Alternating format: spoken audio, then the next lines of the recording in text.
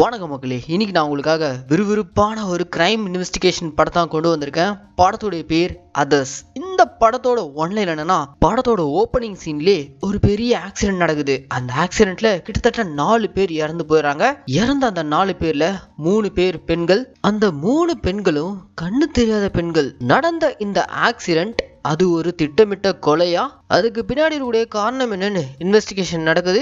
இந்த இன்வெஸ்டிகேஷன் ப்ராசஸ்ல படத்துல வர நம்ம ஹீரோ ஒரு பயங்கரமான விஷயத்த கண்டுபிடிக்கிறாரு. அதுதான் இந்த படத்தோடைய மெகா ட்விஸ்ட். அந்த மர்மமான ஆக்சிடென்ட், 3 பெண்களுடைய கொலை, இது எல்லாத்துக்கும் பின்னாடி இருக்கக்கூடிய காரணம் என்ன, இதெல்லாத்தையும் நம்ம கொஞ்சம் கூட எதிர்பார்க்காத லெவல்ல பல திருப்பங்களோட சொன்ன படம் தான் இந்த அதர்ஸ். சரி, இப்ப இந்த படத்தோடைய முழு கதைக்குள்ள போறதுக்கு முன்னாடி நம்ம சேனலுக்கு நீங்க புதுசா வந்திருந்தீங்கன்னா மறக்காம நம்ம தமிழ் மணி தியேட்டரை சப்ஸ்கிரைப் பண்ணிக்கோங்க. அண்ட் உங்களுக்கு இந்த வீடியோ பிடிச்சிருந்துச்சுன்னா அந்த லைக், கமெண்ட், ஷேர். லைக் பண்ணும்போது கமெண்ட் செக்ஷன்ல ஹைப்ன்ற ஒரு ஆப்ஷன் வரும். அந்த ஹைப்பையும் கிளிக் பண்ணிட்டீங்கன்னா நம்ம சேனல்ல போடக்கூடிய வீடியோக்கள் வெகுஜன மக்களுக்கு போய் சேரும். ஸோ மறக்காம ஹைப்பையும் கிளிக் பண்ணிக்கோங்க. சரி வாங்க, இப்போ நாம இந்த படத்தோடைய முழு கதைக்குள்ள போவோம். படத்தோட ஓப்பனிங் சீன்லே ராத்திரி நேரம் சிட்டிலேருந்து கொஞ்சம் தள்ளி இருக்கக்கூடிய ஹைவேல ஒரு பழைய வேன் ஒன்று வேகமா போயிட்டு இருக்கு. அப்படி போயிட்டு இருக்க இந்த வேன் சடனா பாத்தீங்கன்னா அங்க ரோட்ல இருந்த ஒரு கல்லு மேல மோதி அப்படியே அந்த வேன் கவிழ்ந்து ஸ்பாட்ல ஒரு மிகப்பெரிய ஆக்சிடென்ட் ஆகுது. கொஞ்ச நேரத்திலே அந்த வேன் தீ பிடிச்சு எரிஞ்சு வேன்ல இருந்தவங்க எல்லாருமே சம்பவ இடத்துல சாவறாங்க. கட் பண்ணா அடுத்த நாள் இந்த ஆக்சிடென்ட் விஷயம் கேள்விப்பட்டு அந்த ஸ்பாட்டுக்கு போலீஸ் ஆபீசர் ஒருத்தர் வந்து விசாரிக்கிறாரு. இவர் தாங்க இந்த படத்தோட ஹீரோ. ஹீரோவோடைய டீம் அங்க இன்வெஸ்டிகேட் பண்ணும்போது தான் ஆக்சிடென்ட் நடந்திருக்க அந்த ஸ்பாட்ல ஒரு பெரிய கல் இருந்திருக்கு. அந்த கல்லை யாரோ கொண்டு வந்து வாலண்டியரா அந்த ரோட்ல வச்ச மாதிரி தெரியுது. பக்கத்துல ஒரு மீன்பாடி வண்டியும் இருக்கு. அந்த மீன்பாடி வண்டி மேல சில கற்களை கவர் பண்ண மாதிரி இருக்கு. ஸோ எவனோ ஒருத்தன் வாண்டடா இந்த வழியா வரக்கூடிய இந்த வேனை ஆக்சிடென்ட் பண்ணுன்றதுக்காகவே கல்லை வச்ச மாதிரி இருக்கு. அந்த கல்லை கொண்டு வந்து வச்சவன் கண்டிப்பா இந்த மீன்பாடி வண்டியை யூஸ் பண்ணி தான் கொண்டு வந்து வச்சிருக்கான் அப்படின்ற மாதிரிலாம் ஹீரோ விஷயங்களை கண்டுபிடிக்கிறாரு. அதுக்கப்புறம் அங்க இருக்கக்கூடிய சிசிடிவி ஃபுட்டேஜ் அதை செக் பண்ணி பார்க்கும்போது தான் தெளிவா தெரிய வருது, இவங்க கணிச்சது உண்மைதான். அந்த மீன்பாடி வண்டியில வந்தோம்னா வேகமா வந்துகிட்டு இருக்க இந்த வேனை கவுக்கிறதுக்காக கல்லை கொண்டு வந்து வச்சிருக்கான். அதுக்கப்புறம் அவன் எங்க போனான்னு தெரியல. சரி, இந்த வேன் எங்க இருந்து வந்திருக்குன்னு சொல்லிட்டு அந்த கோணத்துல செக் பண்ணி பாக்குறாங்க. சம்பந்தமே இல்லாம ஒரு சந்துக்குள்ள இருந்தா இந்த வேன் வந்திருக்கு. இந்த வேன் யாரோடையது அப்படின்ற மாதிரி நம்பர் பிளேட்டை வச்சு செக் பண்ணி பார்த்தா அது ஒரு ஃபேக் நம்பர் பிளேட்டு. சோ இந்த வேனை கொண்டு வந்தவன் சம்திங் இதுக்குள்ள ஏதோ ஒரு இல்லீகல் ஆக்டிவிட்டீஸ்ல ஈடுபட்டு இருக்கணும். இப்படி இந்த இன்வெஸ்டிகேஷன் ப்ராசஸ் எல்லாம் நம்ம ஹீரோ ஒரு பக்கம் பார்த்துக்கிட்டு இருக்க, கட் பண்ணா அடுத்த சீன்ல ஹீரோவுடைய கேர்ள் ஃப்ரெண்ட் ஹீரோக்கு கால் பண்ணி காஃபி ஷாப் கூப்பிடுறாங்க. இங்கதான் ஹீரோயின் இன்ட்ரோ. ஹீரோயின் பேர் கௌரி. ஹீரோக்கும் ஹீரோயினுக்கும் ரீசெண்டா என்கேஜ்மெண்ட் நடந்திருக்கு. கொஞ்ச நாள்ல இவங்க 2 பேருக்கும் கல்யாணமும் ஆக போகுது. அண்ட் நம்ம ஹீரோயினை பத்தி சொல்லணும்னா இவங்க ஒரு டாக்டர், ஒரு பெரிய பிரைவேட் ஹாஸ்பிட்டல்ல IVF நிபுணரா வேலை பார்த்துட்டு இருக்காங்க. அதாவது குழந்தை பாக்கியம் இல்லாத தம்பதிகளுக்கு ஹஸ்பண்டோடைய ஸ்பெர்ம் எடுத்து டோனர்ஸோடைய கருமுட்டையில அதை இன்ஜெக்ட் பண்ணி அதுக்கப்புறம் குழந்தை பாக்கியம் இல்லாத அவங்களுக்கு IVF ட்ரீட்மெண்ட் மூலியமா குழந்தைய உருவாக்குற ப்ராசஸ்ல தான் ஹீரோயின் இருக்காங்க. இப்போ கூட பாத்தீங்கன்னா ரீசெண்டா ஒரு லேடிக்கு IVF பண்ணிருக்காங்க போல. அவங்களுடைய எல்லா செக்கப்பையும் கம்ப்ளீட்டா நம்ம ஹீரோயின் தான் பாத்துக்கிட்டு இருக்காங்க. இப்படி ஹீரோயின் வேலை ஒரு பக்கம் போயிட்டு இருக்க, இந்த பக்கம் நம்ம ஹீரோ தொடர்ந்து அந்த வேன் ஆக்சிடென்ட் எதனால நடந்துச்சு, அதுல உயிர் விட்டவங்க யார் யார், அந்த கோணத்துல விசாரிச்சுட்டு இருக்கும்போது போஸ்ட்மார்டம் ரிப்போர்ட் வந்திருக்கு. அந்த போஸ்ட்மார்டம் ரிப்போர்ட்ல இறந்த 4 பேர்ல 3 பெண்கள், ஒரு ஆண். ஆக்சிடென்ட்ல இறந்து போன அந்த 3 பெண்களுக்குமே ஒரு ஒற்றுமை இருக்கு, அவங்களுக்கு கண்ணு தெரியாது. கூடவே இறந்து போன அந்த ஒரு ஆண் வேன் டிரைவரா கூட இருக்கலாம் அப்படின்ற மாதிரி ஹீரோ கணிக்கிறாப்புல. அண்ட் இறந்து போன இந்த 3 பெண்களுமே கண்ணு தெரியாதவங்க. ஒருவேளை பலவந்தமா அவங்களை கடத்திட்டு போய் பலாத்காரம் அந்த மாதிரி ஏதாவது நடந்திருக்குமான்னு சொல்லிட்டு செக் பண்ணி பார்க்கும்போது தான் அந்த 3 பெண்களும் கன்னி பெண்கள். அதுல ஒரு பொண்ணு மட்டும் ஆக்சிடென்ட்டுக்கு முன்னாடியே இறந்து போயிருக்கா. சரி, இறந்து போன அந்த 3 பொண்ணுங்களுடைய உறவினர்கள் வந்து பாடியை அடையாளம் காட்டுவாங்கன்னு பார்த்தா அப்படி அந்த 3 பொண்ணுங்களுக்கும் உறவினர்கள் யாருமே இல்ல. அப்பதான் ஹீரோக்கு ஒரு விஷயம் புரிய வருது, அந்த 3 பொண்ணுங்களுமே ஆர்ஃபனேஜ் போல. அதுக்கப்புறம் சிட்டில இருக்க ஆர்ஃபனேஜ் ஹோம்கெல்லாம் போயிட்டு ஆர்ஃபனேஜ்ல இருந்தவங்களுடைய லிஸ்ட் எடுத்து விசாரிக்கணும்னு சொல்லிட்டு ஹீரோ முடிவு பண்றாரு. ஏன்னா அப்பதான் இறந்து போன அந்த 3 பேர் யார், அதுக்கு பின்னாடி இருக்கக்கூடிய காரணம் என்னன்னு கண்டுபிடிக்கிறதுக்காக ஒவ்வொரு ஆர்ஃபனேஜா ஏறி இறங்குறாரு. எல்லாருமே கோஆபரேட் பண்றாங்க. ஆனா ஒரு ஆர்ஃபனேஜ் தவிர, அந்த ஆர்ஃபனேஜோட பேர் கருணை கோயில். இந்த கருணை கோயில் ஆர்ஃபனேஜ்ல இருக்க மதர் இருக்காங்களே, அவங்க வந்து நம்ம ஹீரோ கேட்கும் போது அப்படிலாம் எங்களால் லிஸ்ட் எல்லாம் கொடுக்க முடியாது அப்படின்ற மாதிரி ஒரு மாதிரி ரொம்ப பேசுறாங்க. அவங்க எதையோ மறைக்கிறாங்கன்ட்டு அப்பவே நம்ம ஹீரோக்கு சந்தேகம் எழுது. அதுக்கப்புறம் IG கிட்டதே நேரடியா ஆர்டர் ஆர்டர் வாங்கிட்டு வந்திருக்கோம். நீங்க எங்களுக்கு உங்க ஆர்ஃபனேஜ்ல இருக்கவங்களுடைய லிஸ்ட் கொடுக்கலனா கண்டிப்பா உங்க மேல நாங்க ஆக்ஷன் எடுக்க வேண்டியதா இருக்கும் அப்படின்ற மாதிரிலாம் மிரட்ட வேற வழியே இல்லாம அந்த மதர் தயங்கி அந்த லிஸ்ட்டை கொடுக்குறாங்க.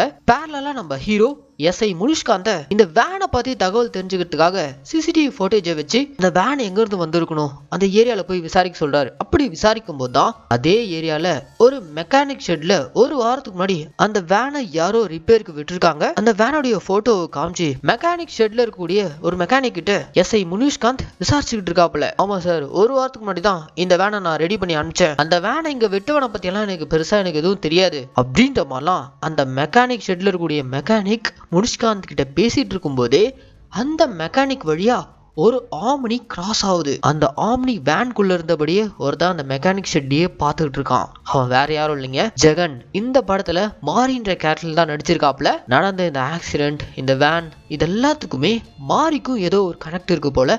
அவன் தூரம் இருந்து போலீஸ் நம்மள மோப்பம் பிடிச்சாங்களா அப்படின்ற மாதிரி வேவ் பார்த்துட்டு இருக்கான். ஸோ இதெல்லாம் ஒரு பக்கம் போயிட்டு இருக்க, அப்படியே கட் பண்ணா இந்த பக்கம் ஹாஸ்பிட்டல் நம்ம ஹீரோயின் ரீசெண்டா ஒரு பேஷண்ட்க்கு ஐவிஎஃப் பண்ணாங்களே, அவங்களுடைய மொத்த செக்கப்பையும் நம்ம ஹீரோயின் தான் பார்த்துட்டு இருக்காங்க.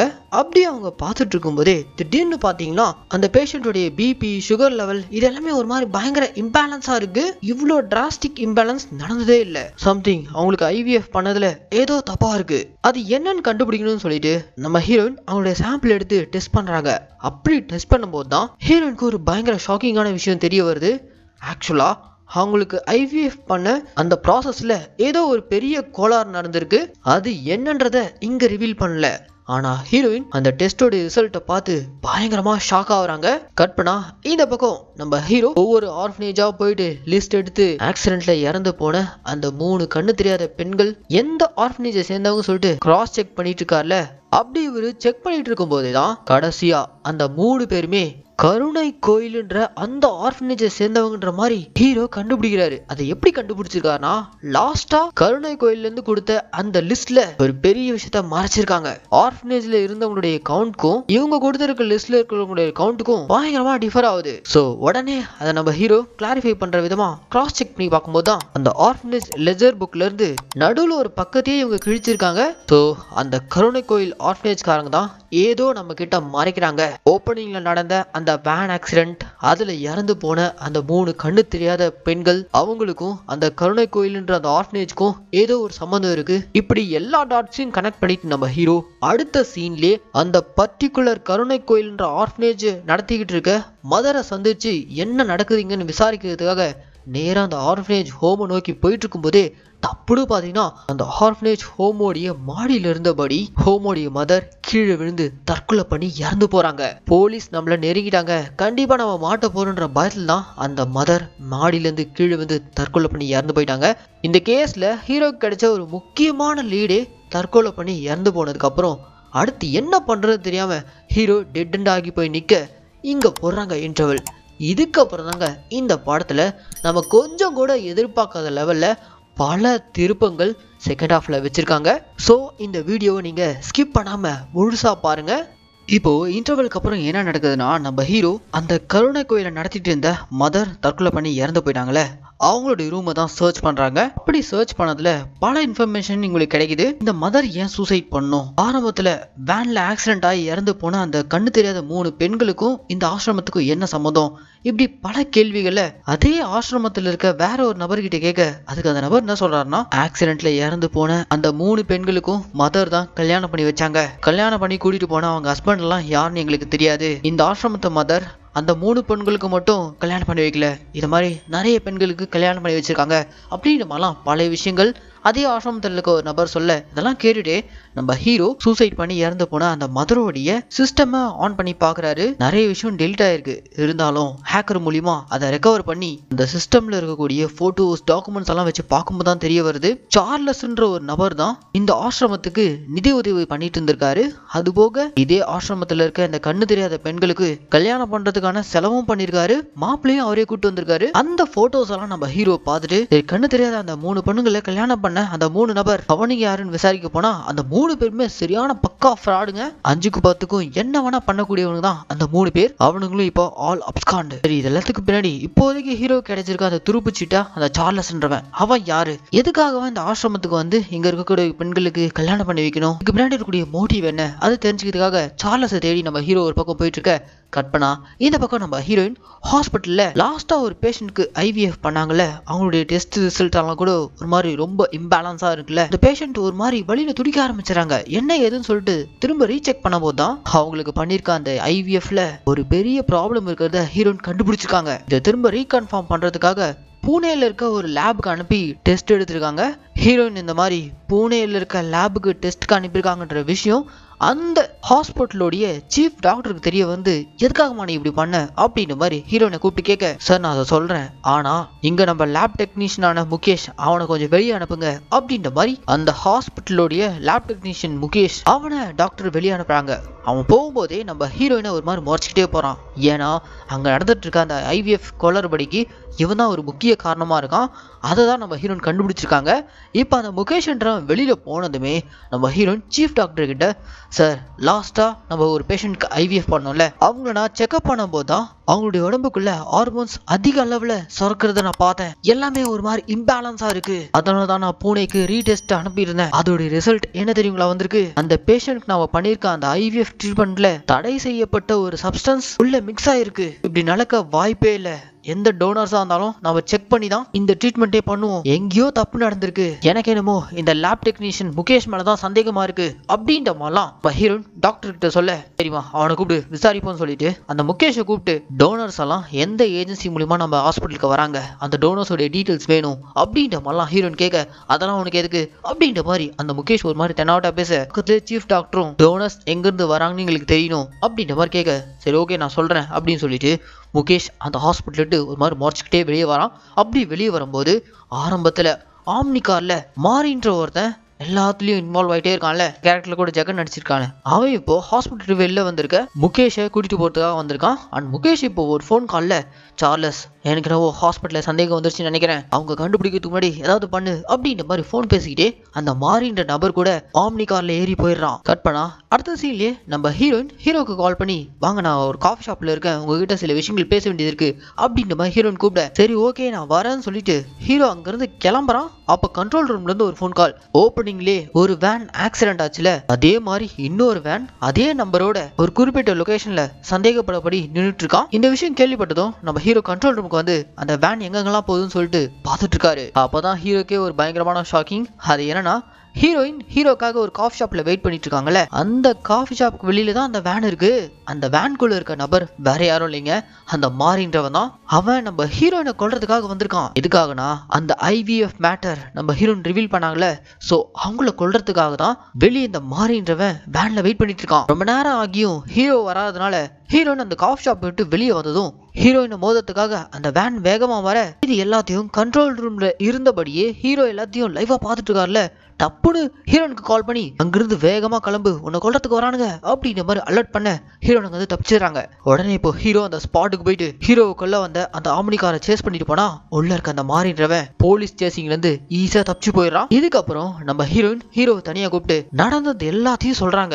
இந்த மாதிரி அவங்க ஹாஸ்பிட்டல்ல வேலை பார்க்குற லேப் டெக்னீஷியனான முகேஷ்ன்றவன் பேஷண்ட்ஸ் கொடுக்கக்கூடிய அந்த IVFல டெஸ்ட்டுக்கு அப்புறம் அவன் வேற ஏதோ ஒரு சப்ஸ்டன்ஸை மாத்தி வைக்கிறான். அது ரொம்பவே டேஞ்சரஸான தடை செய்யப்பட்ட ஒரு சப்ஸ்டன்ஸ். அதோடைய விளைவா என்ன ஆகும்னா, எந்த பேஷண்ட் IVF பண்ணிருக்காங்களோ அவங்க வயித்துல வளர்ந்துட்டு இருக்க அந்த குழந்தை அது ஒரு ஆணா இருந்துச்சுன்னா பெண்ணுடைய குரோமோசோம்ஸ் அதிகமா இருக்குமா, அதுவே பொண்ணா இருந்துச்சுன்னா அதுக்கு அப்படியே நேர் ஆப்போசிட்டா ஆணுடைய குரோமோசோம்ஸ் அதிகமா இருக்குமா. இப்படி நடக்கிறதுனால குழந்தை பிறக்கும் போதே அந்த குழந்தை ஒரு டிரான்ஸ்ஜெண்டரா தான் பிறக்கும். இப்படி ஒரு வேலையை யார் பண்றாங்கன்னு தெரியல, இதை நாம உடனே தடுத்தாகணும் அப்படின்ற மாதிரிலாம் ஹீரோயின் சொல்ல, இங்கதான் ஹீரோக்கு ஒரு விஷயம் ஸ்பார்க் ஆகுது.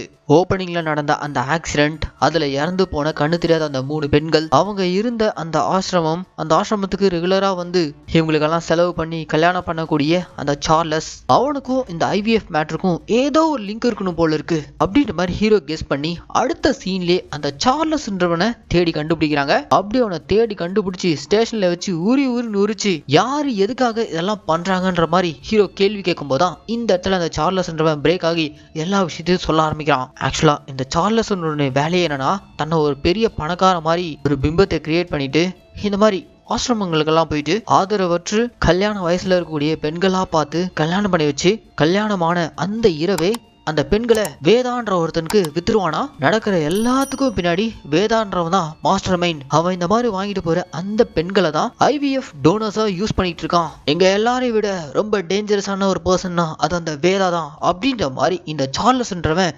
வேதான்றவனை பத்தி பயங்கரமா பில்டப் கொடுக்க கட் பண்ணா அடுத்த சீன்லயே அந்த ஸ்டேஷனுக்கு படத்தோடைய ஆரம்பத்துல மெக்கானிக் ஷெட்ல ஒரு மெக்கானிக் இந்த வேன் ஒரு வாரத்துக்கு முன்னாடி இங்கதான் சார் இருந்துச்சு, நான் தான் ரெடி பண்ணி கொடுத்தேன்ற மாதிரி சொல்லியிருப்பான்ல போலீஸ் போய் விசாரிக்கும் போது.